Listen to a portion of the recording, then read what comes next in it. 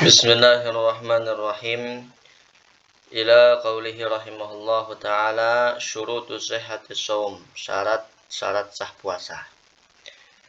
Ai idza tawaffarat hadhihi syurut sahha shaum wa hiya arba'atun. Apabila terpenuhi syarat-syarat yang akan dijelaskan ini, yang jumlahnya ada 4, maka sah puasanya. Yang pertama syarat sah dikatakan puasa al-Islam, orangnya Islam. Tentu kalau orang kafir enggak. Fayushtaratu ayyakuna musliman jami'an nahar. Falaw irtadda lahdatan wahidatan batala shaumuhu. Disyaratkan dia itu masih dalam keadaan muslim sepanjang hari dalam keadaan berpuasa. Artinya, kalau seandainya di tengah-tengah hari dia murtad, na'udzubillah, walaupun sebentar, maka batal puasanya. Orang kafir mau puasa, silahkan puasa, kan banyak juga kita lihat yang ikut-ikutan itu kan, tapi tidak mendapatkan pahala tentunya. Yang kedua al-aqlu, orangnya berakal. Kalau orang gila enggak sah puasanya. Fayushtaratu ayyakuna aqilan mumayyizan jami'an nahar. Disyaratkan dia itu berakal di sepanjang dia siang hari saat berpuasa. Falau junna walau lahdatan wahidatan batala shaumuhu. Seandainya dia gila walaupun sebentar di tengah-tengah hari saat berpuasa, batallah puasanya. Wa ammal igma was-sukru fasayati tafsiruhu fi mubtilati shaum. Tapi kalau pingsan atau ayan juga bisa diartikan igma ini. Dan mabuk. Nah, itu nanti akan dijelaskan perinciannya di pembahasan pembatal puasa. Kayaknya ini masih ada kelanjutannya. Nanti itu dijelaskan, kata beliau. Yang ketiga syaratnya an-naqa'u minal haidi wan nifas, bersih dari haid dan nifas, ini bagi yang perempuan. Wa yushtaratu an takuna al-mar'atu tahiratan jami'an nahar. Disyaratkan perempuan itu suci di sepanjang hari siang saat puasa. Falau hadat fi akhiri lahzatin minan nahar batala shaumuha. Seandainya dia seorang perempuan ini datang haidnya walaupun di akhir saat mau berbuka, tinggal 5 menit misalnya buka, ternyata keluar haidnya, maka batal puasanya seperti itu dan wajib nanti untuk diqadha. Begitu juga wa kadzalika law tahurat athna'ahu walakin yusannu lahal imsak. Nah, begitu juga seandainya seorang perempuan ini sedang dalam keadaan haid, tentu kalau dia haid enggak puasa. Tapi di siang hari jam 11 misalnya, haidnya berhenti, artinya sudah kembali suci. Nah, di sisa-sisa waktu mau ke maghrib itu disunahkan dia untuk imsak. Disunahkan dia untuk menahan, artinya layaknya orang yang berpuasa, untuk menghormati orang-orang di sekitarnya yang berpuasa. Tapi kalaupun dia makan juga ya nggak apa-apa, tapi ya nggak usah makan di depan orang yang puasa aja.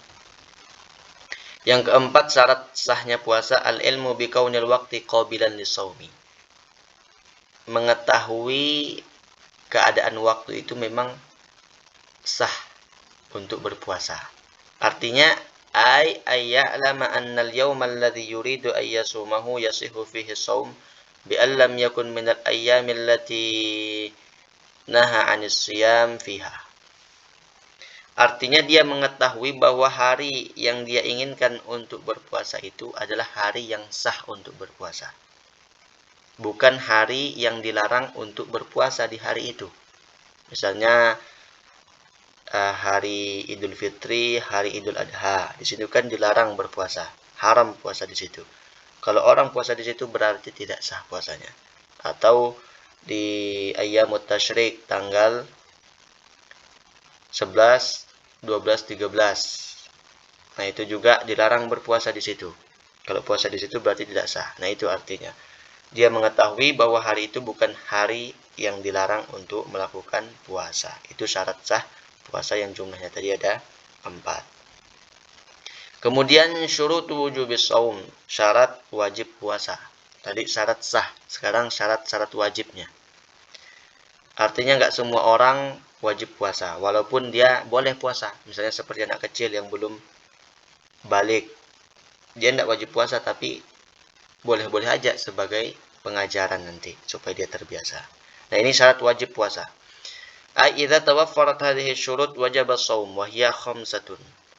Ada 5 syarat wajib puasa ini, dan apabila ini terpenuhi yang 5, sahlah, wajiblah dia berpuasa. Yang pertama al-Islam, orangnya Islam. Orang Islam wajib puasa. Fala yukhatabu bihil kafir fid dunya. Kalau orang kafir tidak dikhitab dia dengan puasa itu di dunia. Tapi nanti di akhirat ditanyakan dia tentang puasanya itu. Itu maksudnya. Dan dia mendapatkan siksa karena tidak berpuasa dengan sebab kekafirannya. Wa ammal murtaddu fayajibu alaihi al-qada idza raja'a ila al-islam taghridan alaihi. Adapun orang yang murtad, dia wajib mengqadha puasanya yang dia tinggalkan selama dia murtad itu apabila dia kembali ke Islam sebagai hukuman bagi dia. Yang kedua at-taklif, orangnya sudah kena beban hukum, mukallaf dia. Ayyakuna baligon aqilan. Mukallaf itu orangnya balik. Syarat balik sudah dibahas di video sebelumnya, nanti dilihat.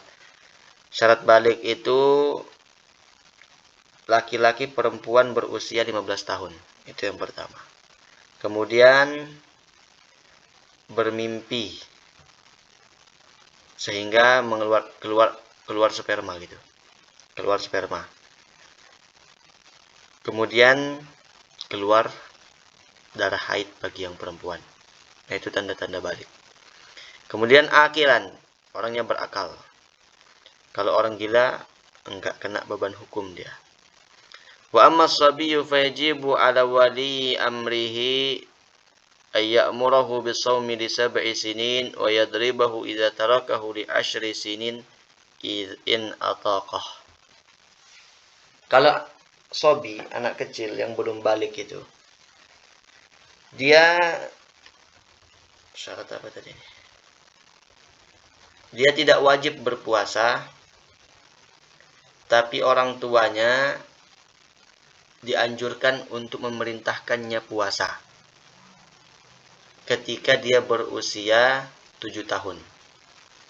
Dan boleh dipukul apabila dia tidak berpuasa ketika berusia 10 tahun.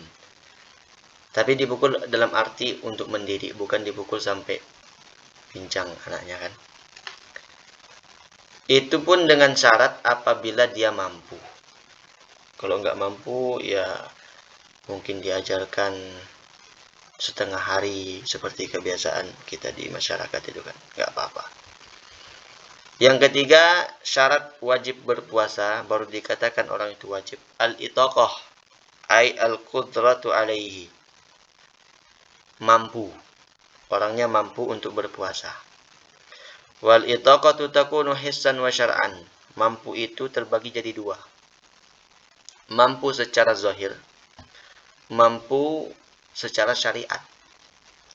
Mampu secara zahir, hissan artinya fala yajibu 'ala syaikhil harim wal marid alladzi la yurja bur'uhu. Mampu secara zahir, fisik, artinya kalau orang tua renta, dan orang yang sakitnya itu tidak lagi diharapkan kesembuhannya, nah itu dikatakan dia sudah tidak mampu. Artinya nggak wajib dia puasa, orang tua yang sudah memang nggak mampu.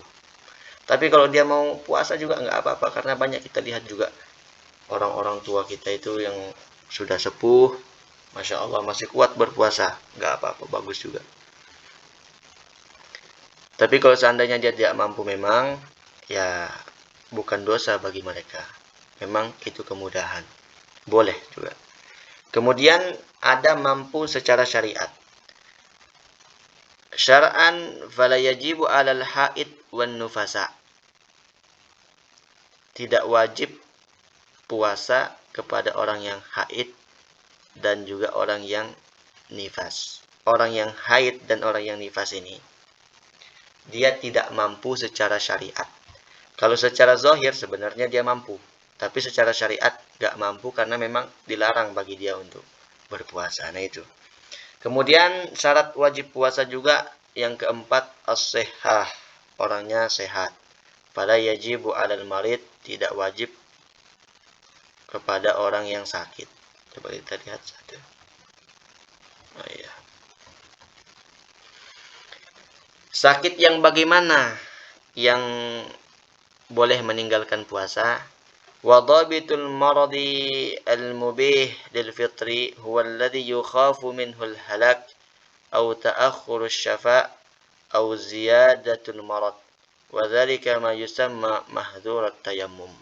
Sakit yang bagaimana yang boleh meninggalkan puasa? Sakit yang dikhawatirkan kalau dia berpuasa nanti tambah sakit dia, atau lama sembuhnya, atau kata dokter, oh kamu ini tidak boleh puasa, dengan memang itu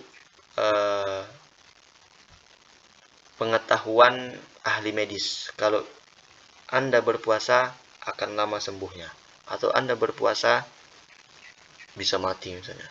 Nah itu. Yang seperti itu nggak wajib puasa. Tapi kalau sakit jerawat wajib puasa tetap. Atau sakit apa yang ringan-ringan itu. Kemudian yang kelima, syarat wajib puasa al-iqamah, mukim.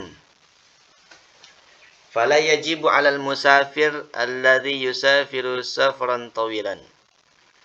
Kalau orang yang musafir, yang dia berjalan dengan tujuan 82 km lebih, 82 km atau lebih, dalam dalam rangka perjalanan untuk hal yang mubah, itu dia nggak wajib berpuasa. Tapi dengan syarat. Wa yushtaratu li jawazil fitri fis safar ayyusafira qabla tulu'il fajri. Dengan syarat dia mulai safarnya itu sebelum subuh.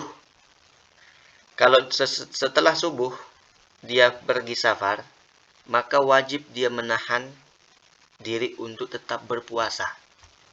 Nah itu. Jadi orang yang musafir itu memang nggak wajib puasa. Dengan syarat safarnya sebelum subuh. Sebelum subuh sudah melewati batas kampungnya. Nah itu. Apa ini yang dua ini? Nah, ya.